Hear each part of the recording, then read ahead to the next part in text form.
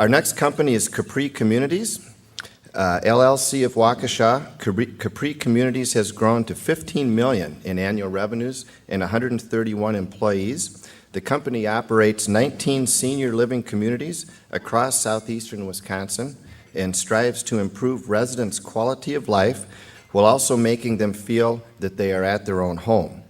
At Capri Communities, a resident can remain in one location despite the potential need for additional care down the road.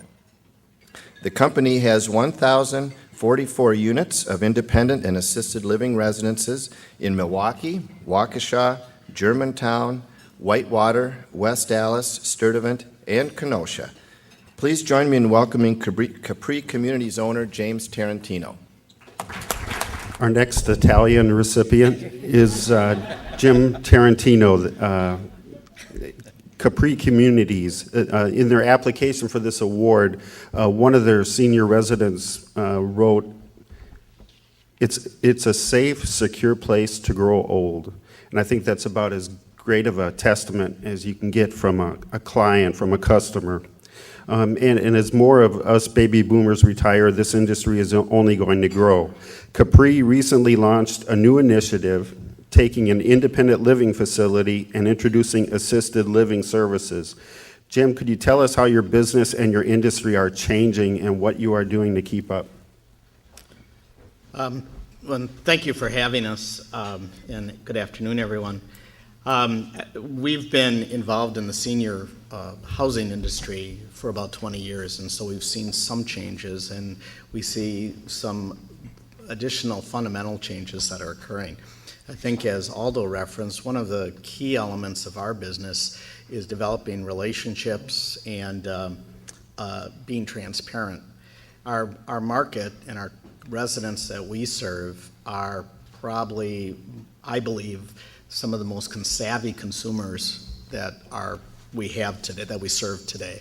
They've bought everything. They've got a whole bank of life experiences that they bring to the table, and they're at a point in their lives when they start to see some of their vulnerability. And so it's our challenge to engage them, to develop a relationship of trust, and quite frankly, with the initiative that we've advanced, it's an additional challenge because they don't like change. And so as we identify who our stakeholders are and have to bring everybody along in a process where we're changing something that they've known and found comfort in, because we believe that, and we see that their needs are changing as their health becomes more frail. And so what we've done is engaged each of our stakeholders, be it the owner of the property. In some cases, that includes a nonprofit organization, our internal staff, because on a day-to-day basis, whether it's our housekeeper or caregiver, they have to have a strong relationship with the resident that they serve and the resident itself. And so our idea and our initiative, which we're ready to launch, is to integrate an assisted living facility within an independent living development. One of our stakeholders as well is the state of Wisconsin, because as they regulate that industry. And we've brought each of them along to the point where now we're introducing that service that will be frankly invisible. So as a resident who lives in your apartment, in your home, and the home you've known, as your health becomes frail, you don't have to leave. You have the same view out of your window, you have the same neighbors, you have the same friends, and now healthcare comes to you rather than you going to it. So it's that, and when you look at our mission statement, our central theme is our resident and how we care for our resident. We've been successful. I think that our employees see that as their mission as well.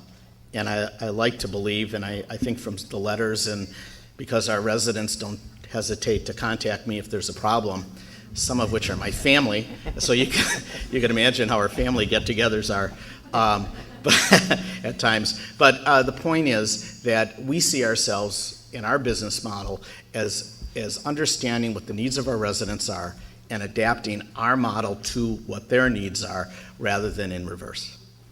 Thank you all, and quite honestly, I wish I could get advice from a lot of you in the audience, because I know a lot of you have probably more experience than I do, so thank you.